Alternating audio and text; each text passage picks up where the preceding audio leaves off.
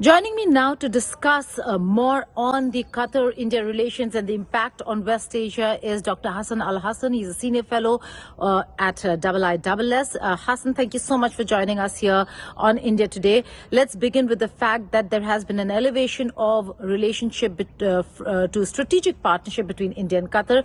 What's the significance of that? What does it really mean when we see this kind of elevation between Qatar and India? The raising of India's relationship with Qatar to the level of strategic partnership is a significant symbolic step in the direction of elevating that bilateral relationship. India has a number of pre-existing strategic partnerships in the region, including with Saudi Arabia, the UAE, Iran, Egypt, and others. Very often, these strategic partnerships are important on the symbolic level. They can materialize in different ways with different countries. So sometimes these strategic partnerships take on a very concrete significance in terms of raising investments for both sides, in terms of upgrading defense and security ties. And in other instances, they're mostly a symbolic gesture. And so the question of whether the elevation of the India-Qatar relationship to a strategic partnership is going to be truly and practically meaningful is something that remains to be seen.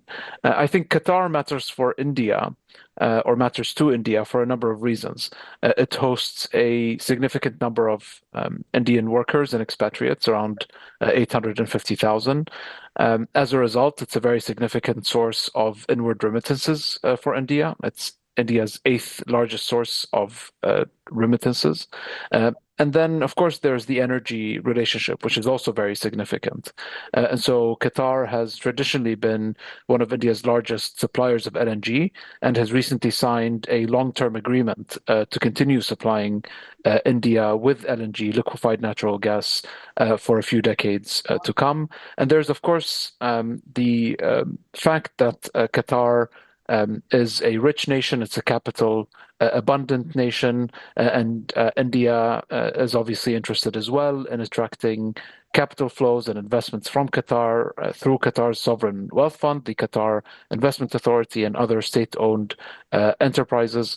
And so Qatar is also an interesting partner from an investment perspective for India. So I think it's primarily about energy, it's about investments, and it's about the Indian diaspora.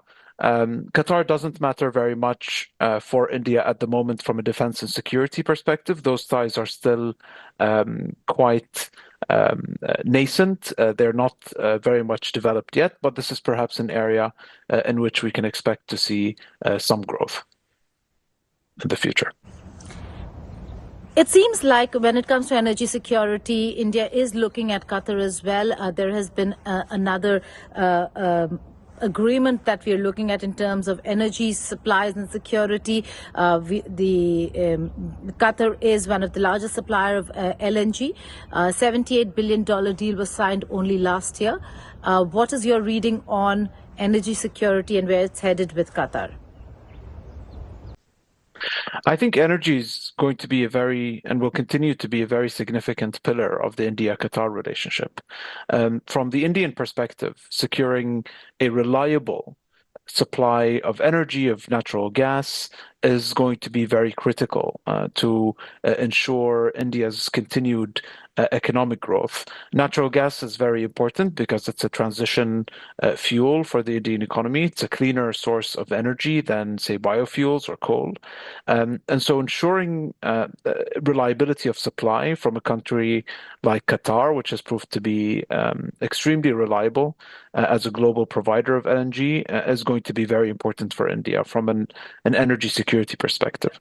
Conversely, for Qatar, ensuring that Qatar has long-term contracts is also very significant because for a country like Qatar to sink investments into its energy sector, it needs to have the assurance that it will be able to sell the returns on these investments, the natural gas, for many years to come at stable prices.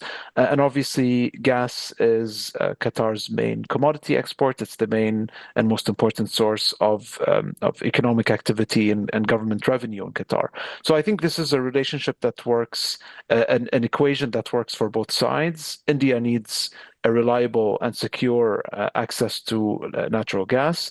Qatar needs a reliable long-term market for its natural gas.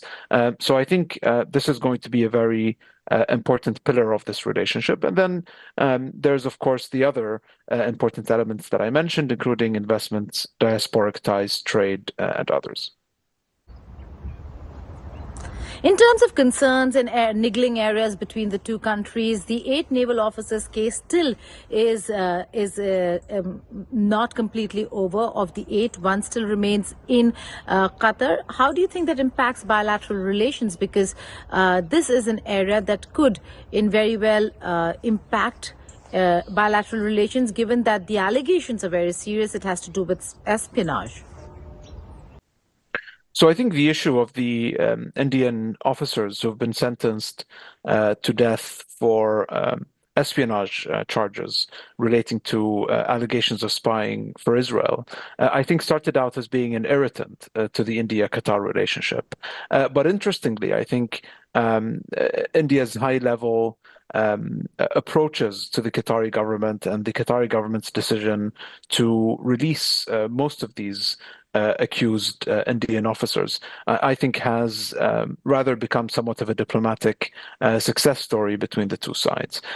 The issue here, I think the broader issue, is whether India and Qatar have the ability to resolve disputes in a way that is mutually respectful, diplomatic, behind closed doors, avoiding media sensationalism.